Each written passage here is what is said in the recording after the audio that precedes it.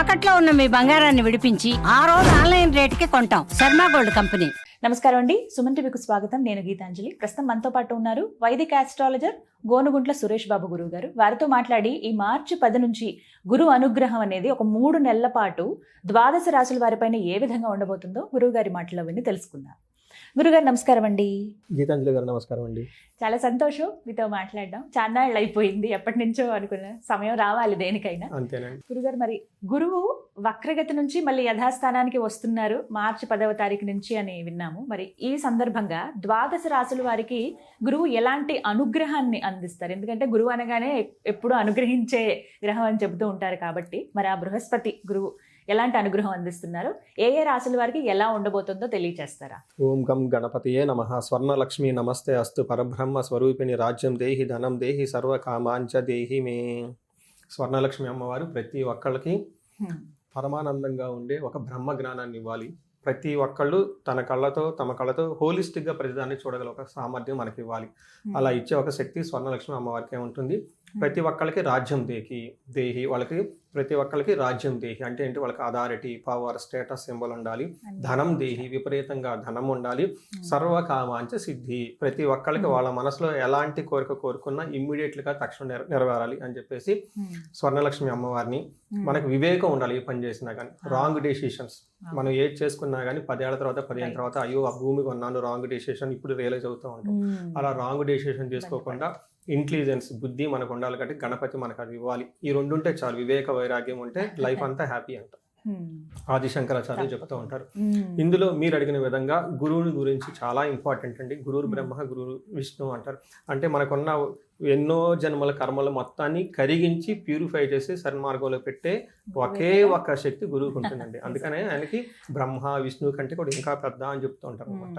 మనం లలిత సహస్రనామం చూసుకున్నా, లేదంటే విష్ణు సహస్రనామం చూసుకున్నా, ఎలాంటి స్తోత్రాలు చూసుకున్నా కానీ, ఎలాంటి పెద్ద పెద్ద హోమాలు చేసినా కానీ ముందు గురువుకి ప్రార్థన చేయకుండా ఏది చేసినా కానీ అది కలవదు.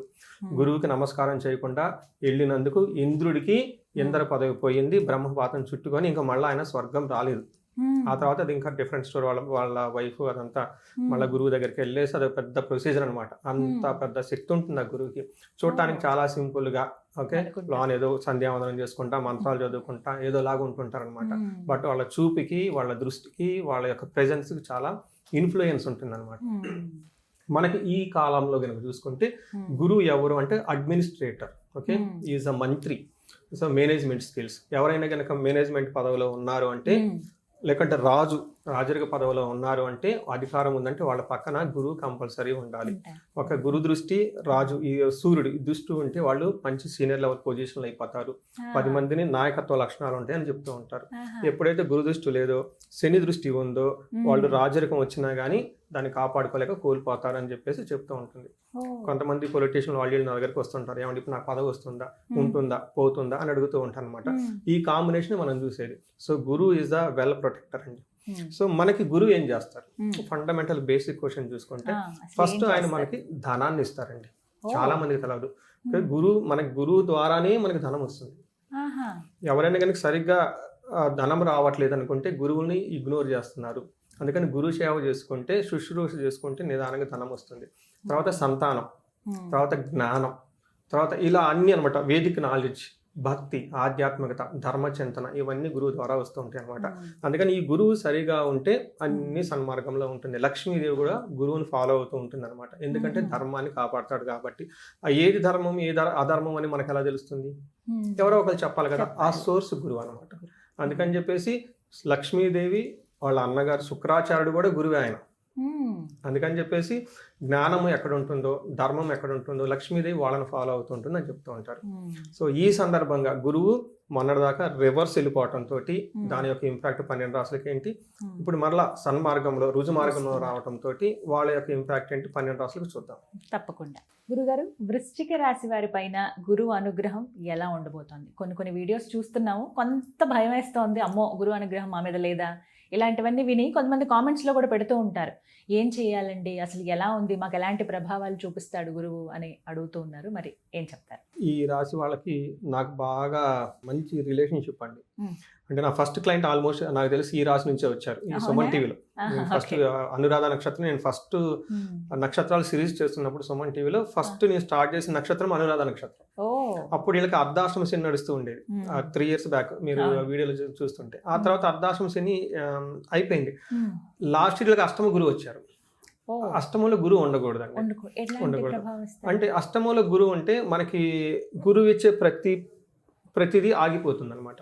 గురువు మనకి జ్ఞానాన్ని ఇస్తారు, వీళ్ళకి అప్పటిదాకా ఉన్న జ్ఞానం వీళ్ళకి ఉపయోగపడదు. గురువు సంపదనిస్తారు, ధన ప్రవాహం రాదు, అంటే పెరగదు, గ్రోత్ ఉండదు. తర్వాత గురువు మేనేజ్మెంట్ అండ్ అడ్మినిస్ట్రేషన్, ఇలాంటి స్కిల్స్ ఏమైనా ఉంటే ఇవి వాళ్ళకి సరిగా పనిచేయవు. గురువు ఏం చేస్తాడు, ఒక ధర్మ మార్గంగా వెళ్ళటానికి కావాల్సిన సహనాన్ని, పేషెన్స్ని ఇస్తారు, అది వీళ్ళ దగ్గర ఉండదు. అందుకని చెప్పేసి అష్టమ గురువు ఉంటే ఎలా ఉంటుందంటే మనకి శ్లోకాలు ఏం చెప్పారో చూద్దాం ఫస్ట్.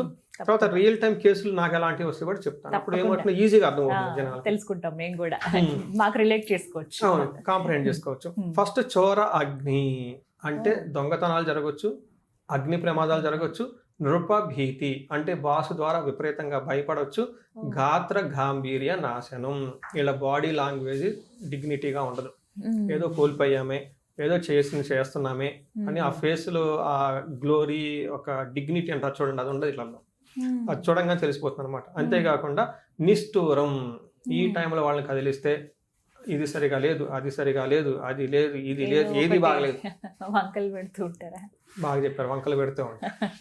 తర్వాత సాహసం, చెయ్యలేని పనులు, ఏదైతే పెద్ద పెద్ద పనులు చేసేద్దాం అని చెప్పేసి సాహసం చేసేస్తూ ఉంటారు. క్రోధం, ఆ పని కాదు, విపరీతంగా కోపం. ఇలాంటి లక్షణాలు కనుక ఎవరి దగ్గరైనా కనుక జరుగుతూ ఉంటే గురువు వీళ్ళకి సపోర్ట్ ఇవ్వటం లేదు అని కారణం. చూసారా, గురువు బాధ పెడుతున్నారు. ఎలా 8వ స్థానంలో ఉంటే ఇలాంటి సమస్యలు వస్తాయి అన్నమాట. అష్టమ స్థానాన్ని జ్యోతిష శాస్త్రంలో మృత్యు స్థానం అంటారు.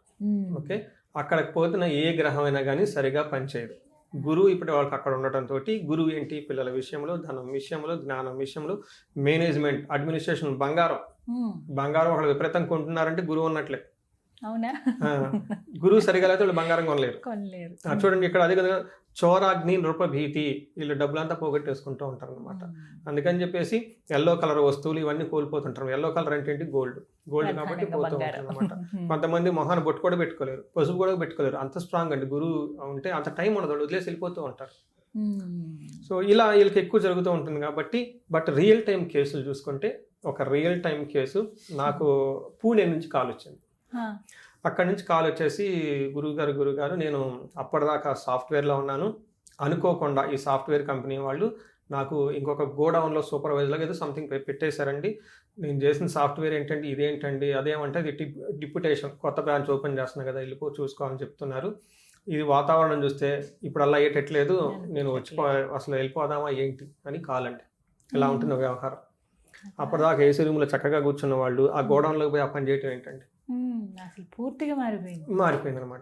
కొంతమందికి రియల్ టైం లింగో కేసు, అప్పటిదాకా వాళ్ళు ఒక సీనియర్ మేనేజర్లో చక్కగా ఒక 150 మంది 200 మంది ఫ్లోర్లు ఆ టీం అంతా మేనేజ్ చేస్తున్న వాళ్ళని కొత్తగా ఒక బ్రాంచ్ ఓపెన్ చేసి, లేదంటే కొత్తగా డిపార్ట్మెంట్ని తీసి, ఆ డిపార్ట్మెంట్లో ఎవరు లేరు, ఈయన తీసుకెళ్ళి అక్కడ పెట్టేసి ఈ డిపార్ట్మెంట్ బిల్డ్ చేయమని ఇచ్చేస్తారు. ఇచ్చేసిన వాళ్ళు బాగానే ఉందా, బడ్జెట్ ఇంకా శాంక్షన్ కాదు, కొంతకాలం వెయిట్ చేయమని చెప్తారు. ఇంక బడ్జెట్ లేకుండా ఇంకేం చేస్తారండి ఆయన, చూడండి. అప్పటిదాకా చూడండి, ఆ తిరిగే కాలు మాట్లాడే నోరు ఆగదంట. పాపం 150 మందిని మేనేజ్ చేసి ఆయన తీసుకెళ్ళి అక్కడ పెట్టేసి ఆయనకి డౌట్ వచ్చేస్తుంది, బడ్జెట్ ఇవ్వట్లేదు, నన్ను ఎక్కడ పెట్టారు, అసలు జాబ్లో ఉంచుతున్నారు, తీసేస్తున్నారు. సహజంగా భయం ఉంటుంది కదండి, రిపోర్ట్ లేరు, టీం లేరు, ఇదేంటి అని వస్తూ ఉంటారు అనమాట. అది గురువు యొక్క ప్రభావం ఉంది, నీకు చాయిస్ లేదు, వెయిట్ చేయాల్సిందే. తర్వాత పరిహారాలు చెప్తూ ఉంటాను అనమాట, అది ఇంక వేరే విషయం. ఇలా వాళ్ళకి జాబులో స్మూత్గా చక్కగా వెళ్తున్న వాళ్ళు కాస్త ఓకే, వీళ్ళ మీద ఎవరో ఎక్స్పెరిమెంట్ లాగా చేసి వీళ్ళని అందులో పెట్టేసి వీళ్ళని పంపించేస్తూ ఉంటారు. ఇలా జరుగుతూ ఉంటుంది. సో ఇది మనకి గురువు అష్టమంలో ఉంటే జరిగే మనకి పరిణామాలు ఇలా ఉంటాయి అన్నమాట. సో ఇప్పుడు వృశ్చిక రాశి వారు ఇవే ఎదుర్కొంటున్నారు, ఇలాంటివి. పరిహారం చెప్పండి గురుగారు, అది మాత్రం ఖచ్చితం. ఏం చెయ్యాలి? వీళ్ళు పరిహారాలు చాలా ఎక్కువ చేసుకోవాలండి. అవునా? ఫస్ట్ పరిహారం వీళ్ళకి గురువు సంపూర్ణ శాంతి పూజలు అంటారు. అంటే ఏంటి, ఇది టెక్నికల్ పూజ, ఇది చిన్న చిన్న పూజలు కాదు. గురువుకి సంపూర్ణ శాంతి పూజలు అంటే గురువుకి 16,000 సార్లు బీజాక్షరాలతో కూడిన మంత్రం ఉంటుందండి, వేద మంత్రం. దీన్ని 16,000 సార్లు జపం చేయించాలి. వీళ్ళు చేయలేరు కదా, చదువుకున్న వాళ్ళు, బ్రాహ్మణులు, పురోహితులు, వాళ్ళ దగ్గర చేయించాలి. తర్వాత తర్పణం చేయించాలి, తర్వాత హోమం చేయించాలి, తర్వాత దానం ఇవ్వాలి, శనగలు అవన్నీ వాళ్ళకి ఇస్తూ ఉంటారు. ఇది ఒక ప్రక్రియ, ఎంతటితో సరిపోదు. గురువుకి అధిష్టాన దేవత తారాదేవి అని ఉంటారు. ఈ తారాదేవి కూడా చేయించాలి. ఇంతటితో చేసిన తర్వాత బ్రాహ్మణులకి గోల్డ్ చిన్న కాయను కనుక దానం చేయగలిగితే, అంటే గోల్డ్ చాలా ఖర్చు ఉంది అనుకోండి, కానీ ఇంపార్టెంట్ కదండి, అట్లీస్ట్ గోల్డ్ ర్యాపర్ లాంటి ఏమైనా కనుక దానం చేయగలిగితే బాగా కలిసి వచ్చేస్తుంది. ఇంతే కాకుండా వీళ్ళు కొన్ని రోజులు యోగా, మెడిటేషన్ రెగ్యులర్గా ప్రాక్టీస్ చేస్తూ ఉంటే చాలా చాలా బాగుంటుందండి. గురువుకి శుశ్రూష అంటే సేవ, అన్కండిషనల్ సేవ కనుక చేయగలిగితే చాలా బాగుంటుంది.